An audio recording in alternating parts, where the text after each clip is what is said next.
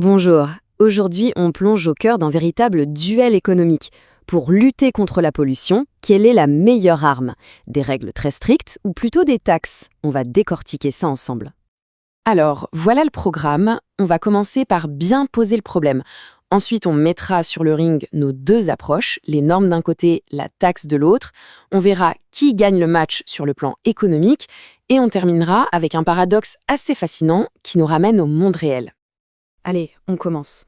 Pour bien comprendre le débat, il faut d'abord saisir pourquoi la pollution est un casse-tête si particulier pour les économistes. Le cœur du problème, c'est ce concept économique qu'on appelle une externalité. En gros, c'est quoi?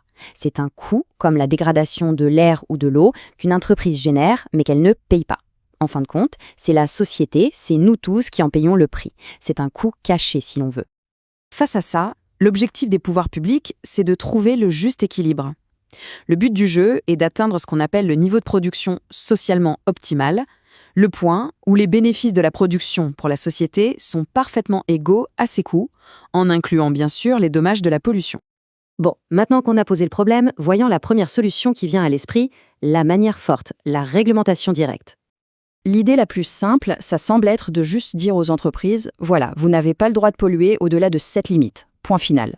Mais la vraie question, c'est comment on la fixe, cette fameuse limite parfaite? Eh bien, dans la réalité, c'est tout sauf simple. Une norme, c'est rarement le résultat d'un calcul scientifique parfait. C'est plutôt un compromis, souvent négocié entre le gouvernement et les industries.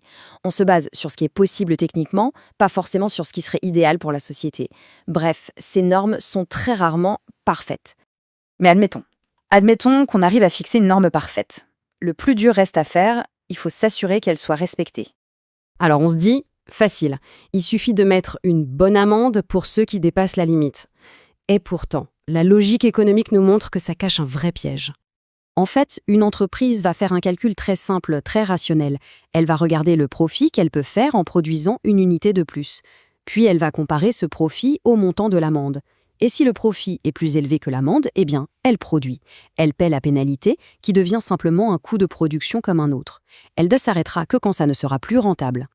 Le résultat, c'est que la norme a un effet. Bien sûr, l'entreprise pollue moins que si on ne faisait rien. Mais elle pollue toujours plus que ce qui serait idéal pour la société. L'amende a transformé la règle en un simple prix à payer pour polluer. Et c'est là qu'arrive notre deuxième combattant. Une approche qui, au lieu de cacher ce prix, l'assume complètement. C'est l'idée de la taxe, développée par l'économiste Arthur Pigou. Le principe d'une taxe pigouvienne, c'est de ne pas attendre qu'une règle soit enfreinte. Non, on taxe directement chaque unité de pollution émise. L'idée, c'est que le montant de la taxe soit exactement égal au coût que cette pollution fait peser sur la société. On internalise le coût externe, comme disent les économistes. Pour bien comprendre pourquoi cette méthode est si puissante, le mieux, c'est de prendre un exemple. Imaginons deux entreprises qui n'ont rien à voir.